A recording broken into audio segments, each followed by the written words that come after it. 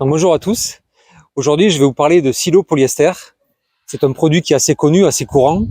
Cependant, on ne connaît pas toujours les particularités d'un silo dans le choix qu'on doit faire. Nos silos ont des particularités qui font qu'il y a un avantage assez concurrentiel par rapport à d'autres produits. Et je vais donc vous parler des 10 avantages des silos Kaby-Cayol. Donc le premier point, c'est l'épaisseur du silo. Nos silos, on n'a pas du tout lésiné sur l'épaisseur du silo. Malgré la hausse des prix des matières premières, on est resté sur des silos épais. Et nos silos sont construits avec 2 épaisseurs de couches polyester qui font qu'on assure vraiment une très longue durabilité. Et c'est pour ça aussi que nos silos sont garantis 10 ans. Deuxième avantage, c'est les pieds. Ce sont les pieds. Les pieds, en fait, nos pieds sont vraiment d'un diamètre important. On n'a pas du tout réduit le diamètre des pieds et d'une épaisseur assez conséquente, qui fait que quand on a nos silos qui sont posés dessus, on assure leur durée de vie aussi de manière assez importante. Le troisième point, c'est le fait que nos silos sont supportés sur toute la hauteur. On voit le pied ici qui remonte sur toute la hauteur du silo. Bon, là, c'est malgré tout un petit silo, mais malgré tout, on voit que le pied est supporté sur 2 points, ici et ici. Sur les silos plus hauts, il peut y avoir d'autres points supplémentaires pour avoir un maintien total de la hauteur du silo et assurer sa rigidité. Le quatrième point, c'est qu'on voit pas forcément quand on regarde le silo comme ça, mais c'est un détail qui a son importance. C'est que cette petite équerre là qui vient vraiment tenir le silo avec le pied et assurer un maintien de toute la virole en fait sur le pied du silo. Le cinquième point, pareil qu'on voit pas forcément comme ça quand on regarde un silo, c'est que nos silos, en fait, on peut alimenter en soufflerie par le pied du silo sans avoir besoin de tubes supplémentaires.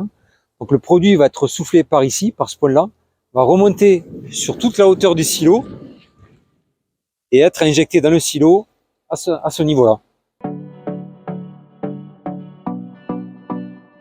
Le sixième point, c'est la forme en forme de gouttière. En fait, on le voit ici, l'eau qui va ruisseler sur le silo, elle va être éjectée. En fait, ça va éviter que l'eau ruisselle sur le cône et qu'elle revienne à l'intérieur. Ça va permettre vraiment d'assurer une complète évacuation de l'eau, de ruissellement qui peut tomber sur le silo. On le voit sur le silo ici qui est dressé également. On voit que la partie haute, l'extérieur blanche et la partie conique va être éjectée, mais va éviter que ça circule sur le cône. On peut voir aussi le cône également ici qui est très pointu, qui nous assure vraiment une forme la plus droite possible en fait pour favoriser l'écoulement. On verra tout à l'heure aussi l'intérieur qui est très glissant pour éviter toute rétention de produits.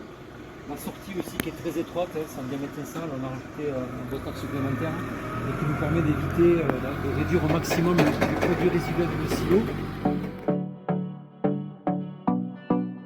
Le dernier point qu'on peut voir sur ce silo en extérieur, si on prend un peu de recul, on n'a pas besoin finalement de trop reculer, c'est la particularité de nos silos, c'est que la partie conique qui est sur le silo en fait, elle est très pointue, ce qui fait qu'un chauffeur, livreur d'aliments, en fait, quand il va amener son aliment pour remplir le silo, il va pouvoir voir en fait d'un peu plus loin le haut du silo et pouvoir vraiment être bien guidé, plutôt que d'avoir un silo avec un toit plat sur lequel il n'aura aucun recul, il ne pourra pas voir en fait où il vient mettre son aliment.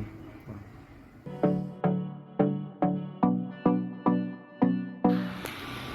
Donc sur la partie intérieure du silo, ce qui est important, c'est qu'on assure l'étanchéité complète entre la partie conique du silo et la partie cylindrique.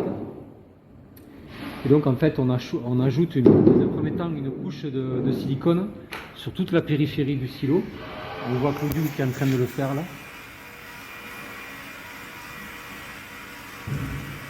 Et ensuite on va rajouter en complément une couche de résine. Donc une fois qu'on a mis le silicone, maintenant on peut rajouter une couche de résine. Donc on va d'abord appliquer la résine. Par-dessus, on va appliquer en fait le textile en fait en fibre de verre pour avoir complètement un renfort complet qui assure une totale étanchéité.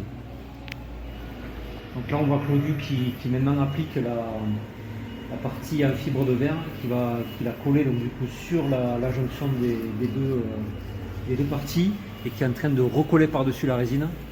Puis ça va durcir et assurer une totale étanchéité.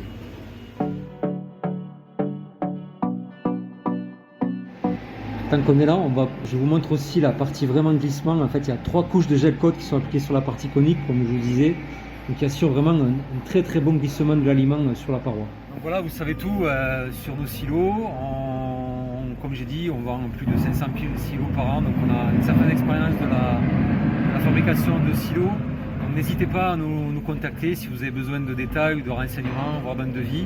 On n'hésitera pas à vous répondre. Donc contactez-nous au siège de l'entreprise ou via votre distributeur, coopérative ou fournisseur d'aliments habituel. Merci.